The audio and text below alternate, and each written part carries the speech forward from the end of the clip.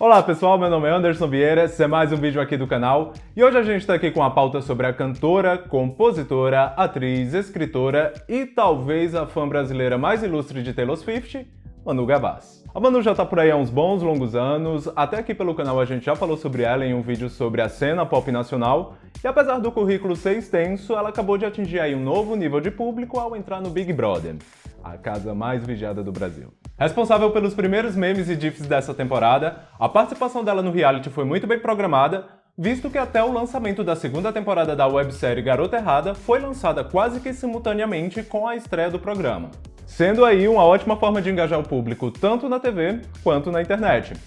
Mas como aqui a gente já está um pouco adiantado, vamos voltar um pouquinho lá atrás para entender quem era Manu Gavassi antes do Big Brother. O ano é 2020 e talvez os adolescentes de hoje nem saibam que no longínquo ano de 2009, época em que a primeira geração de youtubers ainda estava pensando em criar seus canais, os ídolos da internet brasileira naquela época era basicamente o pessoal da galera Capricho. Existia todo o universo de conteúdo que a revista criava para a internet, e no meio dessa turma surgiu Manu Gavassi. Os covers que ela fazia para músicas de Justin Bieber e Taylor Swift faziam muito sucesso entre o público que acompanhava esse mundinho que a Capricho movimentava, até que em 2010 Manu assinou com a gravadora do produtor Rick Bonadio e lançou seu primeiro álbum de estúdio, intitulado Manu Gavassi. Assim como o próprio Justin Bieber, Shawn Mendes e até mesmo Adele, Manu é um desses exemplos de artistas que começaram na internet e depois tiveram a chance no mundo real. Se é que hoje em dia ainda dá pra fazer esse tipo de diferenciação, né? O disco teve como músicas de trabalho as faixas Garoto Errado, Planos Impossíveis e Odeio. Essas três faixas entraram no top 30 das rádios no Brasil na época, porém, como alguns devem lembrar, não era uma época em que a música pop nacional no geral tinha muita força. Hoje em dia a gente tá vendo nomes como Anitta, Ludmilla, Pablo Vittar, Isa, Luísa Sonza e vários outros fazendo muito sucesso. Lá na virada dos anos 90 para 2000 a gente tinha Sandy Júnior, Ruge, Vanessa Camargo, KLB, Kelly Key, entre outros também fazendo muito sucesso. Mas aí no meio desse caminho a gente teve essa fase 2010 onde o pop nacional deu uma adormecida e outros gêneros assumiram a liderança do que mais tocava por aqui. Como a Manu surgiu justamente nessa fase, foi um pouco difícil para ela achar um lugar ali entre o sertanejo e o funk, que era o que o pessoal estava mais consumindo, mas ainda assim ela conseguiu conquistar o público dela. A nível de comparação, a Manu era meio que uma ex-act aqui no Brasil. Mas se até mesmo lá nos Estados Unidos, com exceção da Ariana Grande, ninguém decolou de verdade na música da década passada pra cá, imagina bem aqui no Brasil. Soma isso ao fato de que fora do público-alvo deles, a galera da Capricho era bem zoada pelo resto do pessoal, tinha ali uma barreira para que ela chegasse em outros públicos e até mesmo em rádios que não fosse a Rádio Disney. Esse estigma, aliás, seguiu ela por vários anos, mas vamos continuar aqui. Seguindo aquela teoria de que ela seria uma ex-act pros padrões daqui, após ganhar popularidade na internet, ela foi fazendo pontas na TV, cinema, dublagem e por aí vai. A princípio coisinhas pequenas, até vir os de maior destaque. Em 2015 ela ganhou um papel na novela das 9 da Rede Globo, Em Família, onde ela interpretou a personagem Paulinha. Foi um baita destaque, principalmente por ser uma obra de Manuel Carlos, e logo na sequência, ainda na Rede Globo, entre 2014 e 2015, Manu entrou pro elenco principal da 22ª temporada de Malhação, interpretando a personagem Vic. A parte mais engraçada de lembrar dessa parte do currículo dela é que, mesmo com todos esses papéis de bastante visibilidade, quando foi anunciada a participação no BBB, a primeira lembrança de muita gente foi a famosa propaganda dela pro Enem. Mas voltando aqui um pouco pra música, algo que ela sempre manteve como prioridade, em 2013 ela havia lançado seu segundo álbum de inéditas, intitulado Clichê Adolescente, novamente pela gravadora de Rick Bonadio. Uma das músicas de trabalho desse disco foi a faixa Segredo, gravada em parceria com o agora mais ator do que cantor Chai Suede, com quem a Manu, aliás, namorou por 3 anos. O Chai era um dos protagonistas da versão brasileira de Rebelde, que passava na Record. A Manu tinha uma música na trilha sonora da novela, ela também abria alguns shows do grupo em algumas apresentações. Não sei se foi aí que eles se conheceram, mas teve aí esse momento. E por falar nisso, a Manu até brinca que o espanhol dela teve como escola o Elite Way School e que ela, assim como muitos de vocês aí, que estão sempre pedindo vídeos deles por aqui, era uma grande fã do RBD. Ela até brinca em entrevistas que um dos momentos que ela mais ficou com as pernas bambas foi quando ela precisou dividir o palco com a Dulce Maria em alguns shows da Mexicana aqui no Brasil, pois, para quem não sabe, a Dulce convidou a Manu para uma versão exclusiva para o Brasil da música Antes que Ver ao Sol, lançada no álbum Sem Fronteiras de 2014. E eu falei que ela era fã, né? Eu acho que eu conjuguei esse verbo errado. que el corazón bate más fuerte, más que un motor. Vamos voltar pro português, será?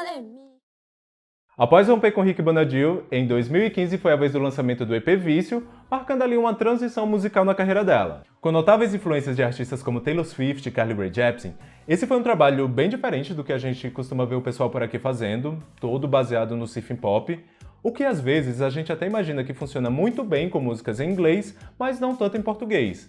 Porém, se a gente for ver, às vezes é só o simples fato da pessoa saber como fazer funcionar.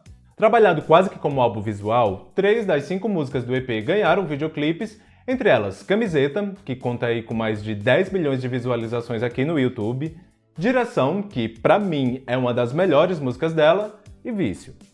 Para esse projeto, a Manu contou com a participação do Júnior Lima na produção, e foi com esse EP que ela saiu pela primeira vez pelo Brasil com uma turnê bonitinha e programada. Um dos shows, aliás, rolou no Allianz Parque em 2016, quando Anitta e Manu abriram um show de Demi Lovato no Z Festival.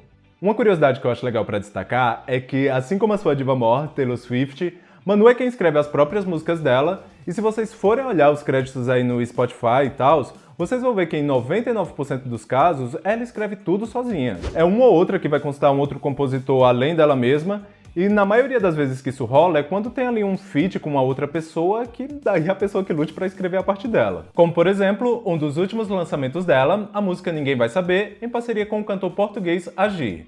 Esse clipe passava direto no TVZ e até levou ela para o palco principal do Rock in Rio Lisboa, onde ela fez uma participação no show do Agir. Essa é uma música que faz parte do terceiro álbum de estúdio da Manu, o novamente auto-intitulado Manu, que chegou ao mercado em abril de 2017, e sendo esse também o seu primeiro lançamento pela Universal Music, que é a gravadora que ela está atualmente. Foi uma outra mudança, pela primeira vez a Manu estava fazendo algo mais próximos, digamos assim, do que o resto do pessoal do pop por aqui também estava fazendo, e como primeiro single do disco ela lançou a faixa Hipnose. Se foi maldade, me desculpa, não consegui evitar. O clipe dessa música quando saiu rendeu o maior auê, diga-se de passagem, pois muitos notaram similaridades com o clipe da cantora americana Zella Day, que só para completar a cereja do bolo, se chamava Hipnórico. Uma das pessoas que notou tal similaridade foi o próprio diretor do clipe da Zella, Titanic Sinclair, que aliás é também responsável por vários vídeos da cantora e personalidade do YouTube pop, o que fez o assunto ganhar bastante mídia, principalmente no Twitter, mas tudo foi resolvido com a citação de crédito no vídeo da Manu. O disco contou ainda com a faixa Muito Muito como segunda música de trabalho, e essa é uma outra que, pelo menos pra mim, é uma das melhores músicas dela. Meu coração é gelo e por isso você quer, e por isso você quer.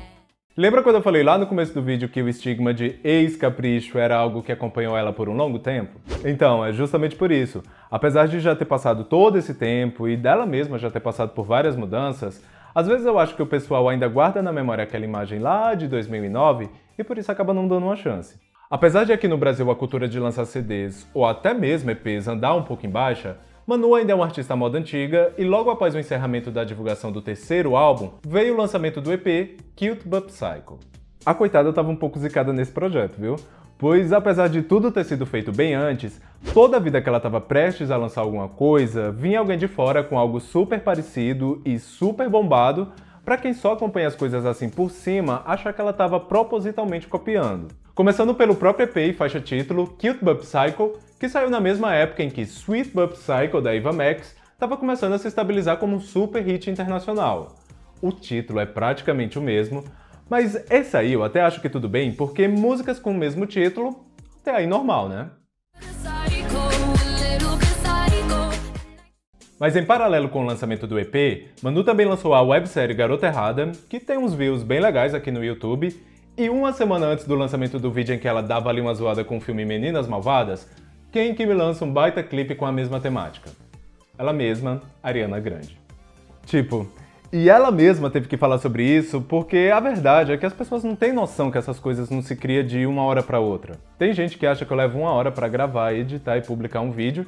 Imagina ela, que é uma artista, que a gente sabe que tem uma equipe, e ainda lança algo com uma semana de intervalo. 28 de novembro de 2018. Manu Gavassi disse que foi humilhadíssima por Ariana Grande. Foi uma vez que a gente conversou horrores. E daí depois ela virou pra mim e... Tô zoando, a gente nunca se conheceu.